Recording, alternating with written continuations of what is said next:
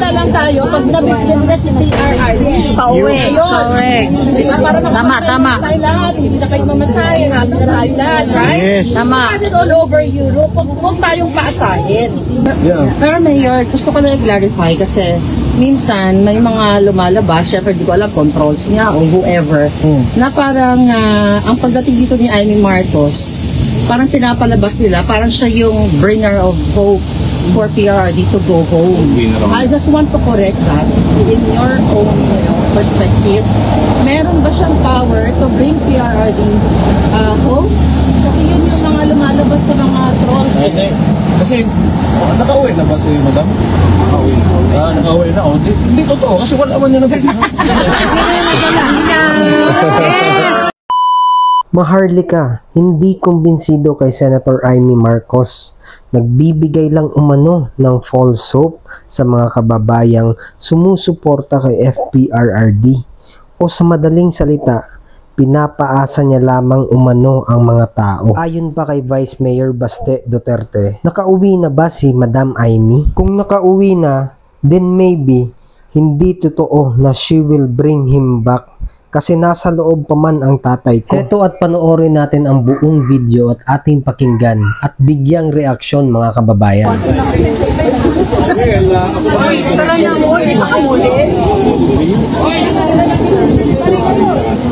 lang ako sa endorso ni BP Sara dahil ako naniniwala sa akin.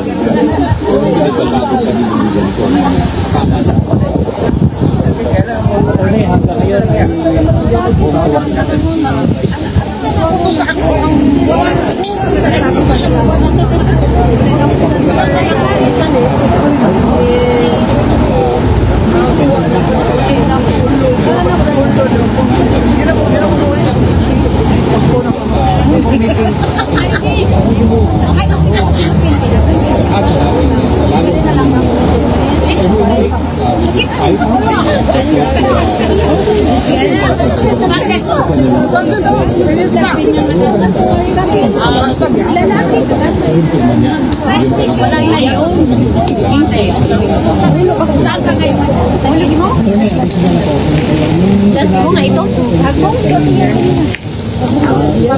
Hoy, Ruby, asa na ka?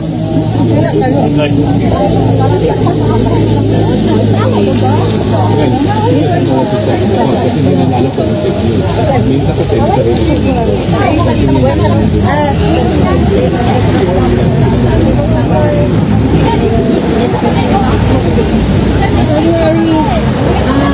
selection sa ganong kasinalay, Anton, ano ba ang makikipagsagwatan o kung pagkakanuluka ng EU o ng gobyerno ng Netherlands? Let's say, for example, gagawin nilang dukutin ka katulad ng ginawa kay Company Todes.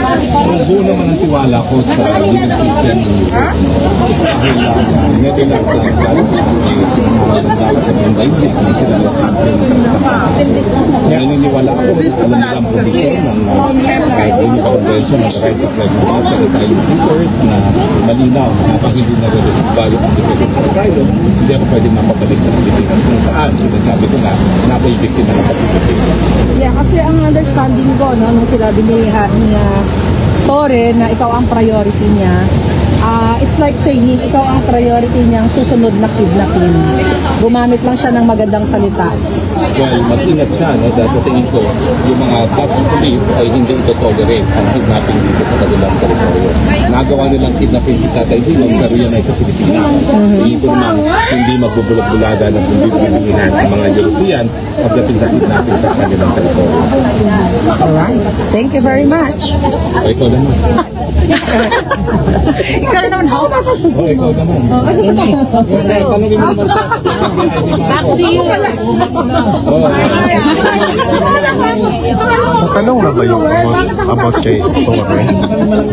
Oh my God, okay, go. Hindi siya nakikita. Sama pala ako doon. Isa-share ko na lang yung mga live mo.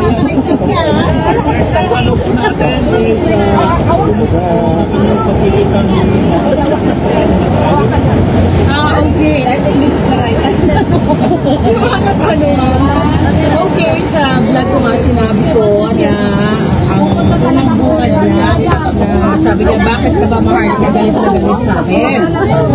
The same statement, sinabi sa vlog, sinabi ko, hindi naman ako galit sa iyo personal. It's about your pangak na kapatid. It's about di sa tanas, ang dahilan kung bakit nandito tayong lahat. Kasi kinidnap sa PRRD. So, sa sumagot, nagdala-dala ng mga lola mo, wala siyang reaction.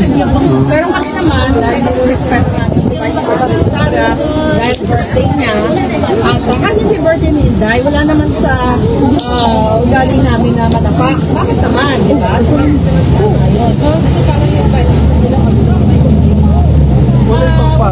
Sa birthday, imagine nyo kung tumapit ako doon, ang kapitid, right? Nasa buling ka lang.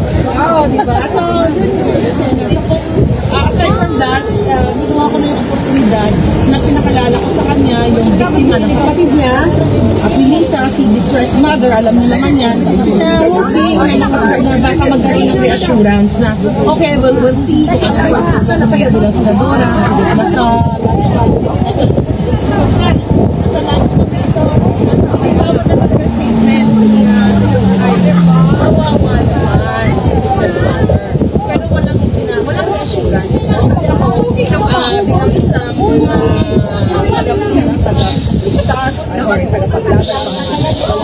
I am hoping na makakuha ako ng magandang sagot. Sige, gagawa natin ng paraan. Panagutin natin ng isa. Panagutin natin si Teddy Boy Locsin. Panagutin natin yung asawa niya, yung DFA, lahat ng pumasagwan para nagkaroon ng illegal extraction. Kung sino man ang unang tinitnap dito ng Marcos administration ay si Sheena, yung anak ni Sheena na minor legal. So yun yung mga diniscuss ko kay Senator Ivy na wala din naman ang dalawang sagot. But again, I'm hoping na malay mo, ina-absorb na lang yung mga information. Let's give her the benefit of the doubt. Possible na, sige, okay, ito yung point. Baka gumawa na ang action. So kasi ang issue dito, buhay ng dalawang bata. Buhay ng dalawang bata, buhay ni Pangulong Duterte na kinidnap. Ang issue kasi related lahat ng kidnapping ng tumanor. Kaya yun talagang pinusyo sa kanya. Kaya sabi ko, sige, tignan natin kung may magagawa siya. Sige. But we can only hope and pray. So yun yung mga chika boom boom. Yeah, that's good. Karamihan sa mga sinasabi ng mga kapwa natin na yung ginawa ng Senator Ivy na ngayon yes, I couldn't agree more sa mga palangga. Oo naman yun. Kasi, ang punto kasi ganito, kung titignan natin lahat, nasaan ba si Senator Amy noong March 11? Pwede din naman siya pumunta doon doon sa mismo dahil presidential sister siya. Kaya dapat nag-statement ka siya, putang ina mo, ading, dapat ganon. Huwag mo ipakidnap yung Pangulong Duterte. Kung mahal niya yung PRRD, yun lang sa amin.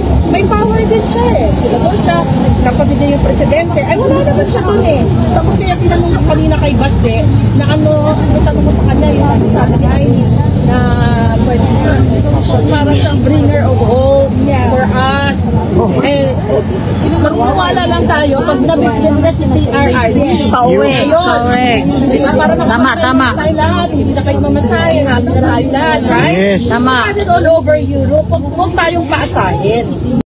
Na gano'n. So tayo dito sa Europa, kayo dito sa Europa, ako talagang from the bottom of my heart, kayo yung dahilan kung bakit yung spark ng pakikipaglaban natin ay nandito pa rin.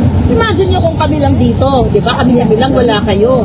Di ba? Hindi solid pero because of you guys, ayoko ma-discredit kayo na parang isa lang pupunta dito, bidabidahan, di ba? Parang Jollibee lang saya.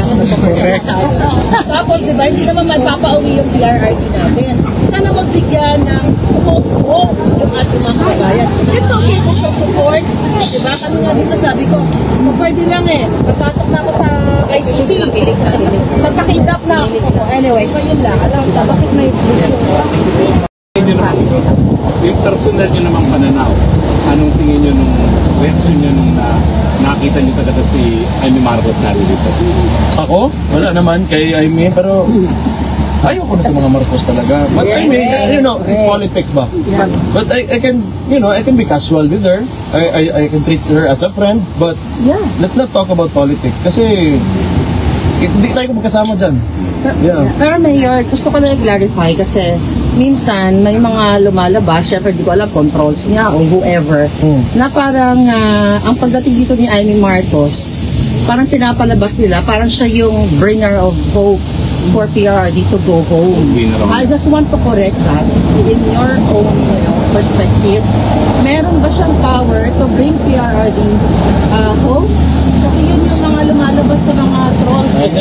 Kasi, nakauwi na ba si Madam? Nakauwi na. Hindi totoo kasi wala man niya na